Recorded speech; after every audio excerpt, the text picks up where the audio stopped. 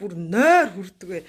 За өнөөдөр нөгөө нэг маш гоё аутлетээр орж та бүхэнд Nike болоо, Danta тэгээд Reebok за өөр ч бүр ингээд тоо томшоо зөндөө олон брендийг танилцуулсан шүү дээ. Тэгсэн чинь нэг буудалдаа ирээд нэг юм үзсэн чинь бүр амар сони юм болоод тэгээ би бүр гайхаад манай нөхөр надад хэлээ би бүр шоконд ороод яасан гэсэн чинь манай хүүхэд 2 пүүз авсан. Тэгээд хүүхдийн 2 пүүз болохоор хоёулаа 299 ёоны үнэтэй нийлээ 600 ёоны үнэтэй буюу ойролцоогоор 300 мянган төгрөгийн үнэтэй 2 пүүз байгаа байхгүй юу. За энэ ээж юм л та. За энэ ингээд яг 299 ён. За энэ нэг пүүз нь 299 ён гэдэг яг энэ Nike-гийн ориг 2 кет байгаа байхгүй юу. За тэгээд манай нөхөр нэг бомбер жакет авсан. За ийм гоё бомбер жакет авсан. Энэ бомбер жакетны үнэ нь болохоор 849 юан байгаа байхгүй юу. За тэгээд 849 он дээр чинь ингээд 600 орчим ёныг нэмэх хэрэгтэй байгаа гэдэг шүү дээ тий.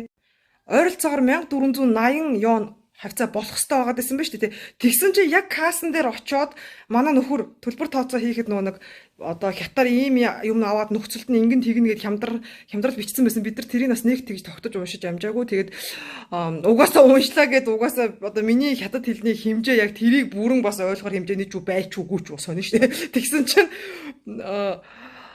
тэр бичсэн байгаа үнүүд нь өөр хангалттай хямдхан байгаа даахгүй юу. Тэгсэн чинь хамгийн сонин юм эцэст нь төлсөн билий та бүхэн харуулъя. За яг ингээд хассаар агаад 867 ён буюу ердөө бараг л зөвхөн энэ жакетныхаа төлбөрийг л авсан болж таарж байгаа. Тэгэхээр бид нар хариуд нь хүүхдийн энэхүү 2 кетийг өнгөө авчихсан болж таарж байна. Би та нараас гоё хэрвээ ийш тийшээ явж шопинг хиймээр санагдах юм бол эсвэл чанартай мөртлөг гоё юм авмаар санагдах юм бол заавал ийшээ ирээрээ. Тэгээд бүр амар зад химнэж чадчих байгаа байхгүй юу. Тэгэхээр хамдрал гэдэг чинь яг жинхэнэ ийм юм байт юм биш үү те. Ерөөсө хамдрал гэхээр тэгэл за тэгсгээл тэгдэг л хата гэдэг. Тэнгүүд ингээ бүр ингээд тэгээ одоо бүр маань хөлдөг бүр санаа зовтол авсан ингээд 2-2 хүүхдийн пүүзийг үнгүү авцсан гэж байгаа байхгүй. Зүгээр л ганц жакетныхаа мөнгийг төлсөн.